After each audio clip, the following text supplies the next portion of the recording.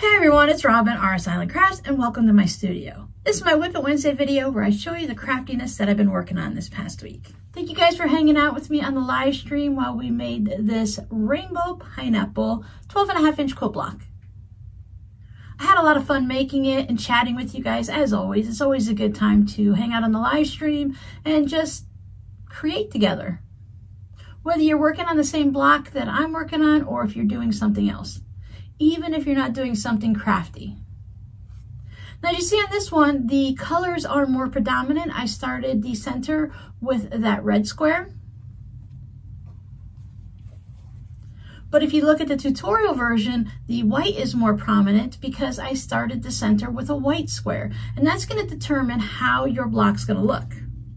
So depending on whether you want it to be really colorful, even if you're just using all blues or some type of a jelly roll pack where they all really just go well together because they're from the same fabric line, or if you're going totally scrappy. So maybe if you're going totally scrappy, you want to tone your scraps down a little bit, then make your background color the first square. If you have some really gorgeous fabric and you want to showcase that, start with that in your beginning square. Now these rounds of each little strip of fabric or log, however you want to look at it, these are 1.5 inches.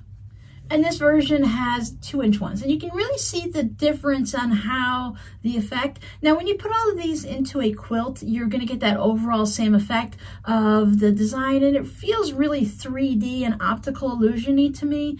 But when you're just using the wider strips, it does change a little. And I think you don't notice it until you put all of your blocks together. But when you use the narrower strips, you can see because you're putting more fabrics into each 12.5-inch block.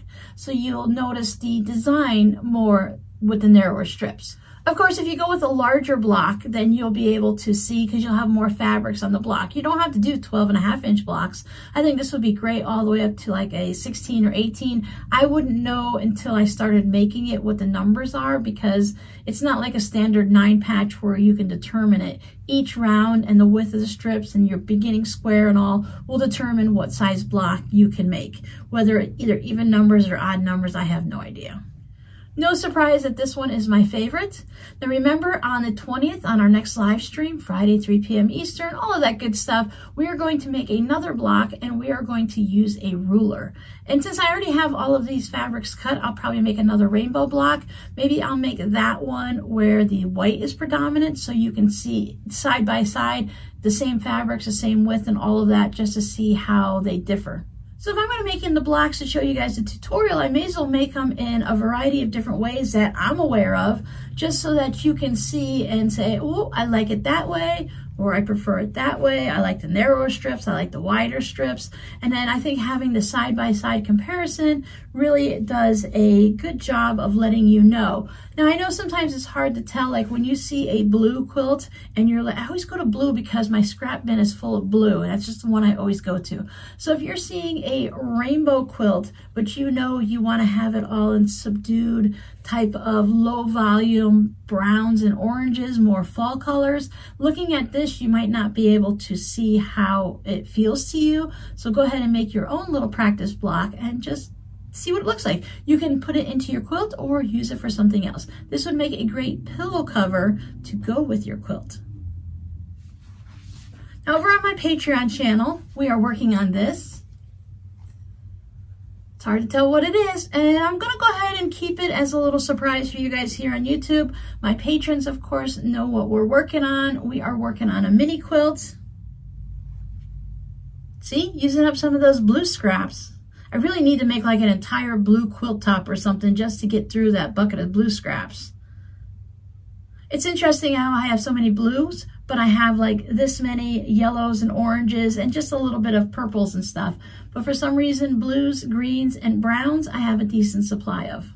So this weekend, I was going to just, nose to the grindstone and make all of my May videos, or at least the Friday videos, because you can't do WiP It Wednesday videos in advance very easily. WiP It Wednesday videos are just the way I do them, are a little bit hard to do ahead of time. But I was going to do all of my Friday videos and as many of my Patreon ones as I could get done on the weekend. But then I remembered that it's Mother's Day weekend. I hope everyone had a lovely Mother's Day weekend. but I didn't want to spend my weekend working hard. Now, I enjoy doing videos, but videos are harder work than making something for the Etsy shop. So I decided to spend my weekend just doing something that's work related, of course, but still fun, because I don't consider putting items in the Etsy shop work. I showed pictures of the start of these on my community tab and over on Instagram, but they are almost finished. So I worked on 11 zipper pouches with the hibiscus flowers. These still need to have their corners poked out. They need a good pressing. I need to sew the linings closed, and nobody has a tassel yet. But I got to this point and I didn't want to wait any longer to make sure I got my video out in time for Wednesday. But you can see all the fun zipper colors I used, and all of these are batiks except for this one. Somehow he was in the batik collection, but he wasn't actually a batik. I love the really dark foresty green with the orange fabrics and the orange zipper, so I decided that he can come and hang out. Considering I did not use any batiks for the flowers, it's just the zipper pouches, and all of them have the same lining. So you can see I didn't sew the bottom closed, but they have this nice fun purple batik inside.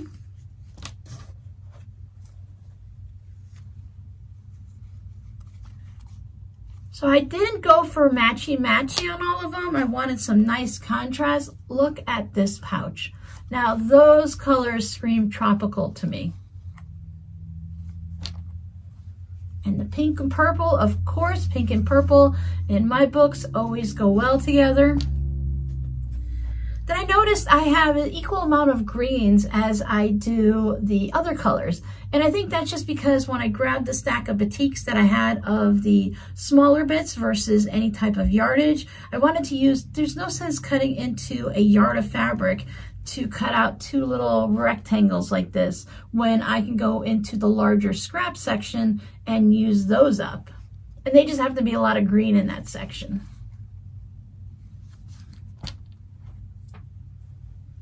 Here's another fun one. I tried to find batiks that had character. And then some of them that are still batiks and they're very pretty, but they're not screaming your face like the orange one. They all have the same fabric on the front and the back. This one was fun, and I was really careful with the placement to make sure that you see the little flower back there. I thought that was great. So I have a flower. It's actually this way, but it all works the same. So you have that nice flower there, and then you have the flower on the front. Now this is a hibiscus pattern that I used before on my fabric postcards from WiP Art. I love this one. Just a nice, you know, I love bright in your face, but I also like that nice subtle, it's not faded, it's just maybe not very saturated. Like if you're taking a rubber stamp and you stamped 4 things, and then the next one had just a little bit of an image of it, but it really wasn't very dark. And then the nice lighter greens to go with it. And then there was this one also that was very similar, but this one has like tropical leaves on it. So this one has like all of the greenery. You know, you're gonna have greenery in the forest. It's not just all pretty flowers. And then this one has the different flowers on it. As everything is nice and subtle. And this one, it's interesting. I don't know what happened if it was when they were dyeing it. It has these subtle bits of, you see that different color right there? So it has this little subtle bits of something on it. It's not quite, it's like a green still. It has more of an orangey green to it, but it's not like, oh, that's orange. So I thought that was really kind of interesting to have on there. Just so if you choose to get this one, this isn't a stain. It's actually part of the coloring. It's just woven in different places and through the entire piece.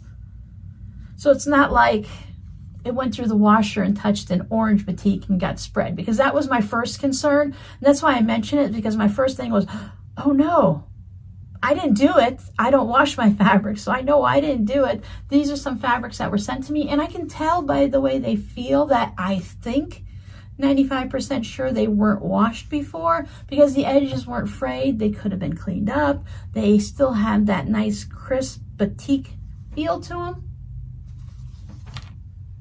This one's fun too. So the blue and the green and the orange, I always like the way they go together. So there you go, 11 of the hibiscus zipper pouches, mostly in batik fabrics, all of them very bright and colorful. I will put some type of bright colorful tassels on. My tassel supply is dwindling a little bit, so I need to be a little bit more interesting when I choose my tassels. I can't just say, oh, this one has an orange zipper or green pouch, orange flower, I'll put an orange on. I might not have enough orange to do all these, and I doubt if I have enough green to do all of these, so I might have to be a little creative in what colors go with what. And when you buy 100 tassels or 200 tassels or 20 tassels, they don't give you very many whites, which is really kind of interesting. I probably should just buy a bundle of white tassels. That way it'll go with everything. But I think it's kind of fun trying to match them up to say, oh, let's see which one looks nice with this one, because that's going to be interesting. This is going to be interesting to match. I might actually have a tassel in that color, but it'll be fun, and I don't mind trying to figure it out. So if anyone's wondering, and now that I've said tassel so many times, I buy them on Amazon. No particular shop. I just look for key fob tassels, zipper tassels, keychain tassels, whatever sounds like good. And if I look and I don't see what I want, I find another, keyword to search for, and then they'll just pop up. And usually most sites, when you're shopping for one thing, they'll give you, oh, maybe you want to look at these things. Plus, once you start looking for tassels, they'll always suggest them later for you. These are my medium-sized pouches. They're usually running about 8 by 5. I haven't measured these yet because there was some width of fabric, some maybe 1/8 of a yard or something. Whatever it was, is I was using that as a measurement. And sometimes I like to make my pouches, I start out by, just because you guys always ask, I start out by 9 by 5, but this fabric happened to be 5 3/4 or 6 inches thereabouts wide. So I was just kind of figuring and trimming it up even and went with 5 3/4. So when it comes to zipper pouches like this, you can make them for your needs, or you can just make them whatever size look good. And starting out with a fabric that's around 9 by 5, 9.5 by 5.5, 9 by 6, whatever, you're gonna end up quilting them and trimming them up. Now for these, I used fusible fleece. So the only quilting they have is the quilting that I did right on the flowers to hold the applique down with fusible fleece. I had so much fun making them and showing them to you. Now the zipper pouches, by the time I'm done, it's going to be a 3-day project to make the 11 of them. It took me a while to trace around all of the parts of the flower. So there are the outer, the main part of the flower, then the center, and then the little pistil thing there. So there's 3 different pieces. So that's 3 times 11, that's 33 pieces to trace around on a heat and bond, cut them out, put them onto the fabric, cut them out, put them on here, and sew around. So it did take a while. So my first day, I traced and cut all of the pieces out while waiting for the live stream to start on Friday. That was a good little time user upper there. I try to work on something little before we start the live stream. I don't want to get involved in like a big project that I will forget to do the live stream, which is why I set timers. So then on Saturday, I cut all my fabric, I cut the fusible fleece. I do cut my fusible fleece smaller than the actual fabric. That way it's not in the seams. And normally when I do my batting, I just quilt the entire thing and leave the batting all the way to the edges.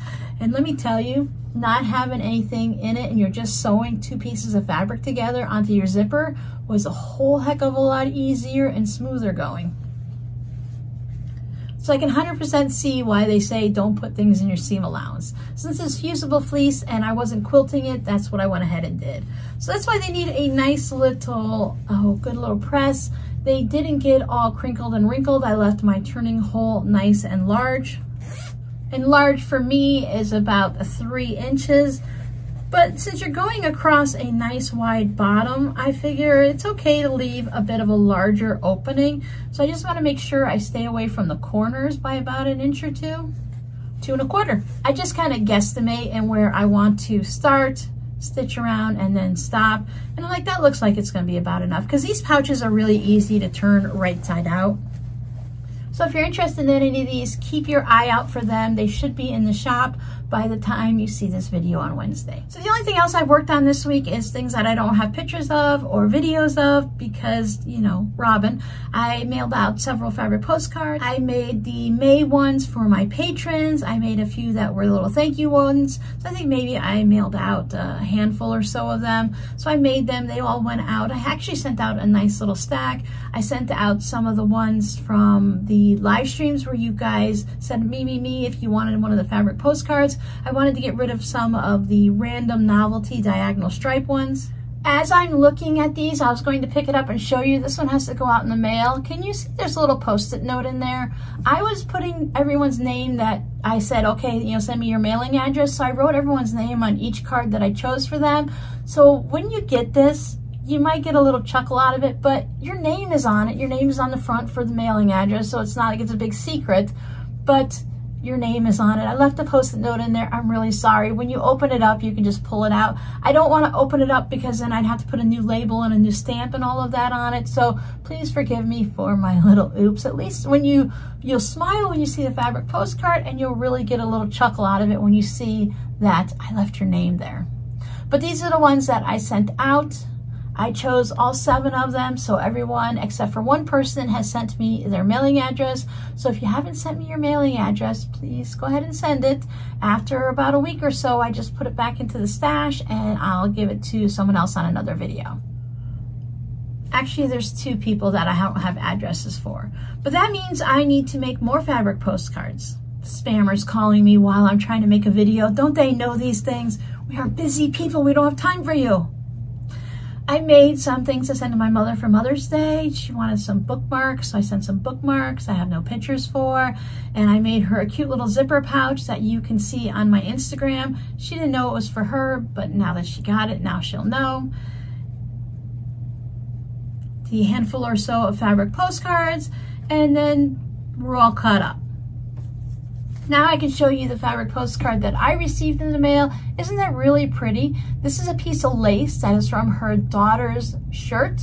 There was some lace on the sleeve, and I guess her daughter was done with it, outgrew it, there are stains on it, whatever reason. And now loud vehicles want to go by too. It's just one of those days. So for whatever the reasons, you know, this is from her daughter's sleeve of her shirt. And how can you just like throw that away? You have to save something like that. I like to look at clothes like that too. So if we have something in the house that was either given to us, because we don't have very many lace clothes here, but if I have some type of a doily or whatever, if it has stains or it's worn out and rips in it or whatnot, magic marker, because, you know, I did have young kids at one point. Instead of throwing it out, it's nice to save it, and then you can put it on a little thing like this, or you can put it on a zipper pouch. So thank you so much. That is so pretty. I love the big flower in the center. I don't know if she put on those little French knots or if it came on it. My guess is she added the French knots. So isn't that really pretty? This is all lace all the way through here also. Put a nice fun fabric behind it and let it show through the lace, and it just gives a really nice design. So for those of you that want to make fabric postcards but you don't think you're creative enough, if you're making quilts, you're creative enough. Plus, you can take something simple like this and just add a piece of lace on it and go from there. You don't have to make the lace, of course. You can find the lace somewhere. So thank you so much for hanging out with me. Your scrappy word for today will be lace, of course. So thank you so much for hanging out with me this week, and I'll see you guys next time. Bye.